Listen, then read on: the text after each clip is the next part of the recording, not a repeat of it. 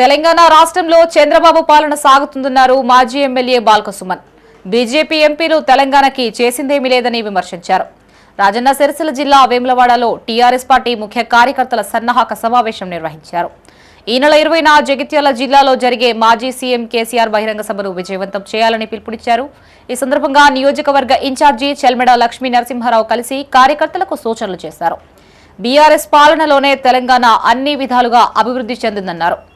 వేములవాడ నియోజకవర్గానికి కోట్ల రూపాయల నిధులు మంజూరు చేసిన ఘనత బీఆర్ఎస్ ప్రభుత్వానికే దక్కిందన్నారు.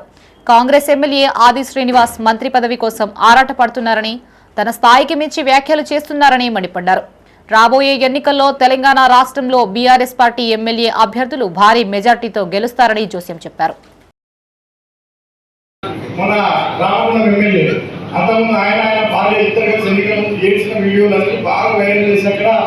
ఆయన కూడా 3 సార్లు ఓడిపోయి గెలిచింది. ఈయన 5 సార్లు ఓడిపోయి ఈయన ఏసీ గెలిచింది. మనమే గెలిచిన వాళ్ళంతా ఏడ్చిన వాళ్ళే 3 సార్లు ఓడిపోయిన వాళ్ళే. ఆ సింపతితో గంగల కోసం 50 కొడుకులు అని చెప్పేదో వాళ్ళు వేసి 6 గ్యారెంటీలు 420 హామీలు వాళ్ళ రకరకాల డిక్లరేషన్, చేవెళ్ళలో ఎస్సీ డిక్లరేషన్, కామారెడ్డిలో బీసీ డిక్లరేషన్, సర్వనగర్లో యూత్ డిక్లరేషన్, వరంగల్లో రైతు డిక్లరేషన్, ఇలా రకరకాల డిక్లరేషన్ 420 హామీలు 6 గ్యారెంటీలు అనగా మనం కొంచెం అడ్డీకు కేసీఆర్ 10 ఏళ్ళు చేసింది కదా. ఈ మనోడు ఏడవబట్టి ఈ అమ్మాయి ఓడిపోయిన ఊరికి సాగు బట్టి ఒక్కసారి ఆలబెడదాం అని చెప్పి ఒకసారి వేసిన పాపానికి చెయ్యి గుర్తు ఓటేసిన పాపానికి తెలంగాణ ప్రజలు చేయగాలి లబోదిగోమంటున్నారు. మొత్తుకుంటున్న మా దగ్గర సింగరేణి కార్మికుల నుంచి మొదలుకొని సిరిసిల్ల ప్రాంతంలో చేనేత కార్మికుల దాకా తప్పిస్తే ఇప్పుడు తీసుకొచ్చి కేసు పెట్టాలి. ఏదైనా పైసలు ఇవ్వాలంటే మేము ఏం చేయాల్సిన ఆశలు వస్తున్నాం. మా మీద ఇంత ప్రజలు ఉంది, ఈ ప్రజలు గట్టలు ఇవ్వడం మీకు ఇటువంటి నాయకులు ఎక్కడ చూడలేదు. మొత్తం ఎన్నో ఏళ్ళకి మేము పనిచేస్తున్న పోలీసులు నడుస్తాం. ఆ పరిస్థితి ఉంది.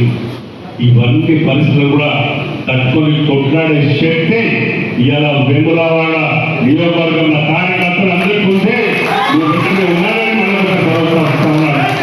అందుకని ఈ ఏదో చిన్న చిన్న వాటికి కుక్కల సబ్జెక్ట్ లేదు, దమ్ము లేదు, సబ్జెక్ట్ మాట్లాడే శక్తి లేదు. కానీ పేపర్ల అంతా వచ్చి ఎవరో రోజు మాట్లాడుతున్నారు.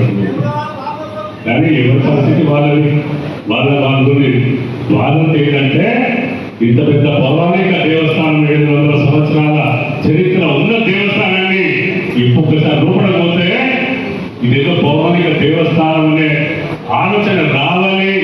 గౌరవీయులు శాసనసభ్యులు దయచేసి ఆలోచించండి అంటే దాని గురించి చర్చలు. కేసీఆర్ ప్రభుత్వంలో మన ముఖ్యమంత్రి మన మంత్రులు కేసీఆర్ ప్రభుత్వంలో దయచేసి మనం ఏ సందర్భంలో మన అభివృద్ధిని అక్కడక్కడ డిస్కస్ చేసుకున్నాం. చిన్న చిన్న సమస్యలు ఉంటే మన పార్టీ కొరకు ఏకైక పైన ఉండవు. చెట్టు పచ్చగా ఉంటేనే మనం ఆ చెట్టు కింద మనసు అందరం పచ్చడంతో పచ్చ పొలాలు పంచుకుంటాం. ఖచ్చితంగా ఇంతకుముందు వైద్యమని చర్చమని చెప్పారు.